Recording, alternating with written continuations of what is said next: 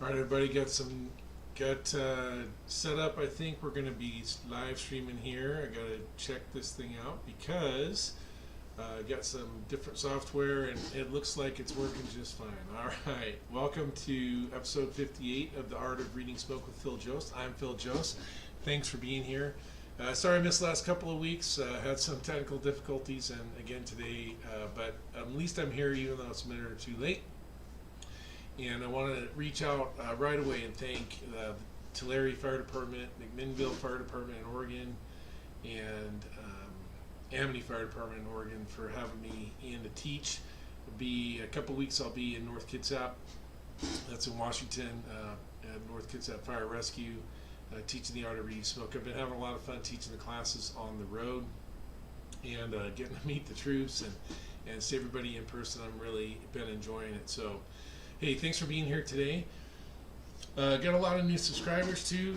Jacob Gordon, Legui Mastad, Chris Abaldo, Jesse Challoner, Pablo Reynoso, Garrett Scales, Jay Payne, Malcase VG, Jose Mejias,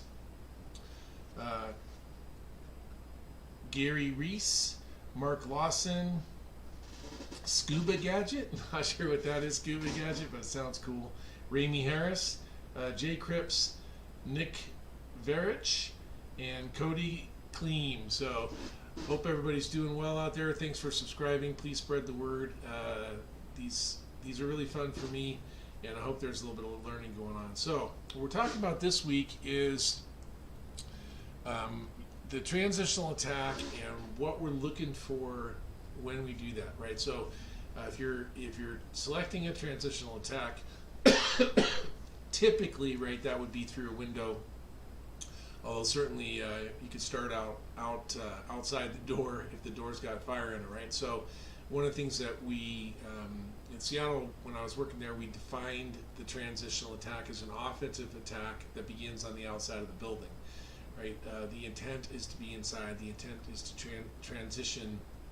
And you're just looking for that quick hit to reset the fire and have it stop producing those nasty toxic gases, right? And tons of fuel, right? Smoke is fuel.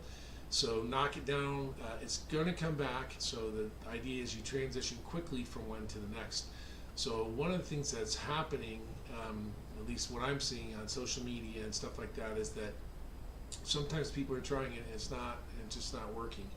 And sometimes they transition to a different tactic relatively quickly, but other times people are sticking with the transitional effort for an extended period of time and it's not working and they just keep pushing it, right? So I started to think about the things that I could do from reading smoke perspective that would help identify what those things are that we're looking for, right? And so I'm gonna get this video going. I've been using this video in my classes and stuff, and it's been working out really pretty good.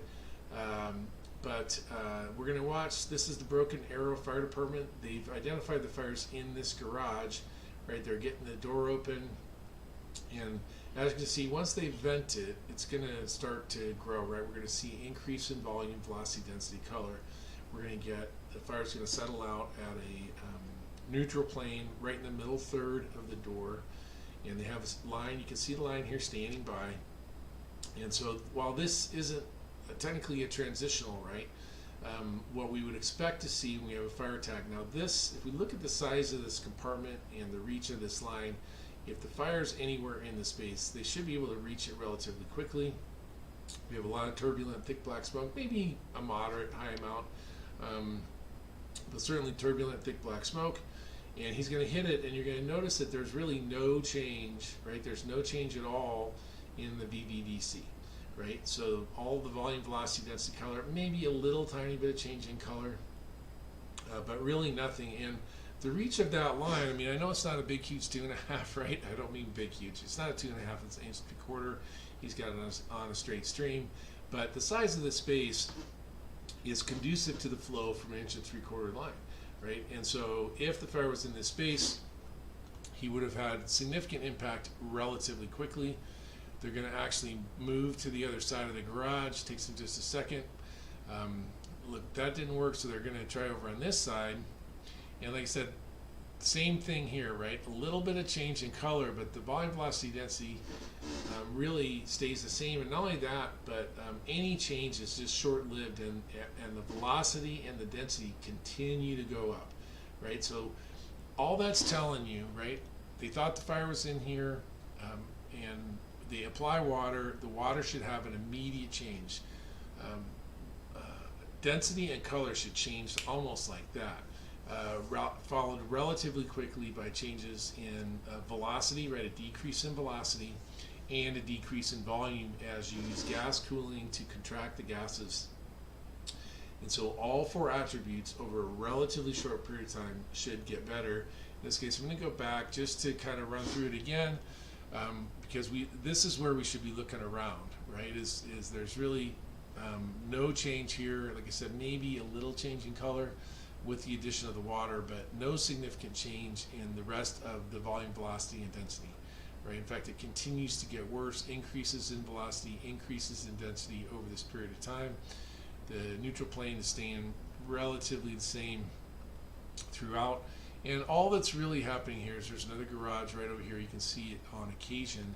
And when it's happening, right, that over there, the fire is actually in this garage, right? And I've got a link to the full video, right? You can watch the full video on the link, but it's just not having an impact. So what should it look like, right? This is what it should not look like.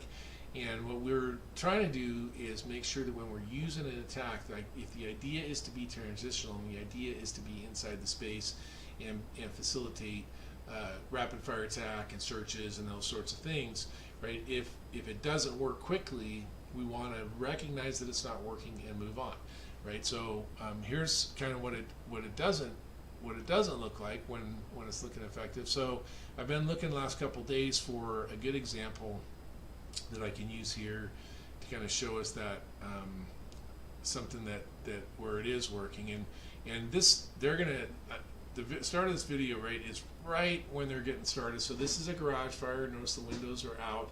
It's pretty well ventilated, right? There's not a huge volume of smoke from this side. Over on this side we have the right temperature, right mix, nice clean burn. We're going to see very quickly, again, 1.75 inch line, not right up in the space here, but back, I don't know, maybe 15 feet back from the door. We're going to see how quickly it has an impact, right? It's going to go really quickly, and notice there, in this case, not even getting up at high or anything, just right in at this level, and it really does a nice job putting it out. We're going to see from a different angle, right? Let's see the same thing. Watch them open the line here, and just watch how quickly they have a positive impact on not just the fire, but the volume, velocity, density, color, right? With this kind of clean burn, there's not as much smoke, but you're going to see when he opens that line, when that firefighter opens that line, you're going to see relatively quickly how much impact they have on the fire. And that's what we're looking to do, right? Very quickly, boom, look at that, almost all the way across. Certainly in this case, because it was a clean burn before, there's definitely increases because this is copious volumes of turbulent white, right, which is good, right? Copious volumes of turbulent white means we're having a big impact, and then you notice it actually starts to slow down relatively quickly. So that's what it should look like. So as we're looking at these things, and as we're trying to figure it out, the main thing is, transitional attacks work. They can be the right attack depending on the situation, right? There's times when it's the right thing to do. There's times, not just based on how the fire presents, but what your staffing is, how long it is till your help comes, how many people you have on the initial arriving rig, all those sorts of things, right?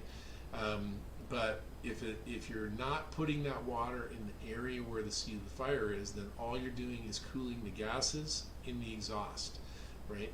And we're not looking to just cool the gases in the exhaust. With a transitional in particular, we want to be putting that water at or near the seat of the fire. We want to get the water on the stuff that's burning, on the stuff that's off gassing, creating the gas, creating the fuel, right? And that should happen, as we have in this example, that should happen relatively quickly.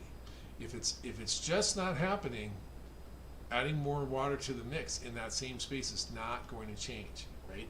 Fire is remote from there, and where you're putting water in is cooling the gases in that area, maybe getting a little bit of steam conversion, but it's not having an impact on the seat of the fire. So if it doesn't change, and then also if you shut it down and it comes back just like that, over the course of 2-3 seconds, you get that turbulent thick black smoke again, then you know you're not getting that water on the seat of the fire. Might be a different room for a transitional, might be time to just get in the offensive mode, or get interior, actually make your transition. And this is, recognize that this gas cooling in this environment we're talking about with transitional is not the same as when you're making a push. If you're going down the hallway and those hot gases are coming at you and you're cooling them, right, you're still not getting water on the seat of the fire, but you're going to push in and you're going to keep cooling that smoke so that you can safely get in, make the corner, whatever it is, and start getting that water in the fire room. But we want to have these visual cues, expectation of what we're trying to accomplish every time we open that line, so that we can make the best fire attack as fast as possible, right? Apply water to the seat of the fire as fast as possible. And this is one way to use reading smoke to understand what you should see, what you do see. When those come into alignment, excellent, right? When what you think you should see and what you actually see are this way, then we need to very quickly identify that and think about the next thing. All right, thanks for tuning in this week. If you have links to videos where people are using transitional, but either effectively or ineffectively, throw them into the comments or send me a private message. I'd love to get some more examples of this, because I think it's a really valuable addition to the Reading Smoke curriculum. And appreciate so much everybody being here, watching the videos. Thank you for your patience last couple of weeks when I missed on Thursdays. Apologize for that. And hopefully it doesn't happen again soon. All right. So for Reading Smoke with Phil Jose, I'm Phil Jose, and I'm out.